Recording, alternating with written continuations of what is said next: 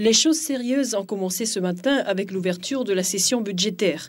Après un rappel indispensable des événements qui ont ponctué la vie du territoire dans tous les domaines, avec entre autres la validation du document d'orientation le 20 décembre dernier, la visite parmi nous du secrétaire d'État à l'Outre-mer, le préfet a tout de suite donné le ton de la nouvelle année.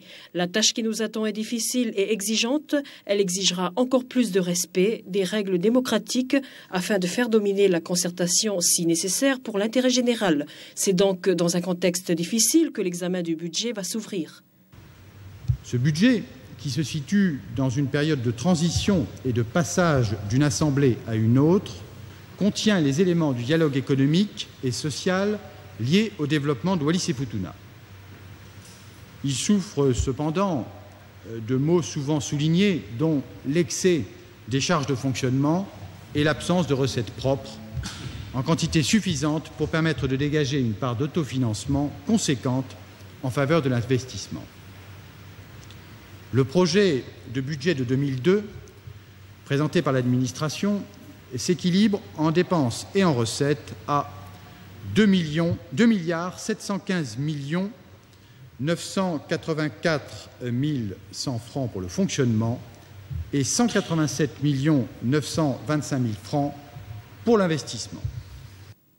Excès de charges de fonctionnement et absence de recettes propres, le budget 2002 accuse une baisse de 11,23% par rapport au budget primitif de 2001.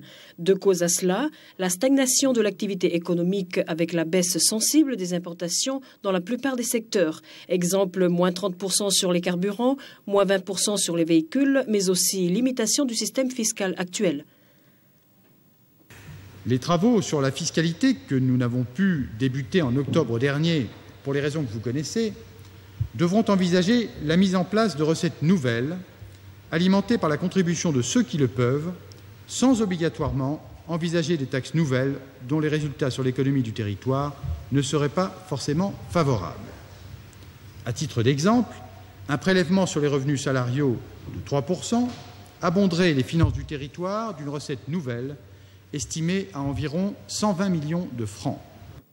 Au chapitre des bons résultats, les recettes enregistrées pour les postes et télécommunications se chiffrent à 100 millions de francs supplémentaires, un secteur prometteur avec la modernisation prochaine du réseau.